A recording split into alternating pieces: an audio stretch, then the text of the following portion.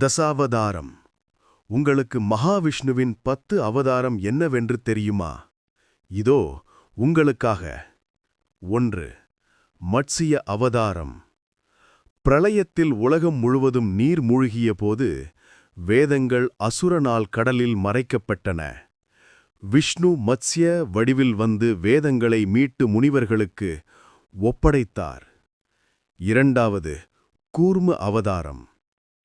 தேவர்களும் அசுரர்களும் அமிர்தம் பெறக் கடலை கடையும்போது மந்தரமலை மூழ்கத் தொடங்கியது.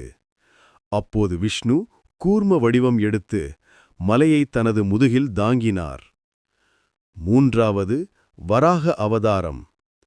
அசுரன் ஹிரண்யாக்ஷன் பூமியை ஆழ்கடலில் இழுத்துச் சென்றான். விஷ்ணு வராகம் வடிவம் எடுத்து பூமியை தனது கொம்பில் தூக்கி மீட்டார். 5. அவதாரம் நரசிம்ம அவதாரம். அசுரன் ஹிரண்யகசிபு விஷ்ணுவை பக்திப்படும் மகனை துன்புறுத்தினான். அவன் என்னை மனிதனும் விலங்கும் கொல்ல முடியாது என்ற வரம் பெற்றிருந்தான். விஷ்ணு நரசிம்ம வடிவம் எடுத்து தூணிலிருந்து வெளிவந்து அவனை இரவிலும் பகலிலும் அல்லாத நேரத்தில் மாளிகையின் வாசலில் கரங்களால் கிழித்துக் கொன்றார். 5. அவதாரம் வாமன அவதாரம். மகாபலி என்ற அசுரன் பூமியை ஆட்சி செய்தான். விஷ்ணு வாமனன் என்ற குட்டிக் குழந்தை வடிவில் வந்து 3 அடிகள் நிலம் வேண்டும் என்றார்.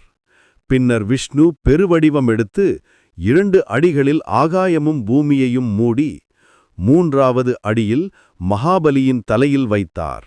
கதையை தொடர என்னை தொடருங்கள்.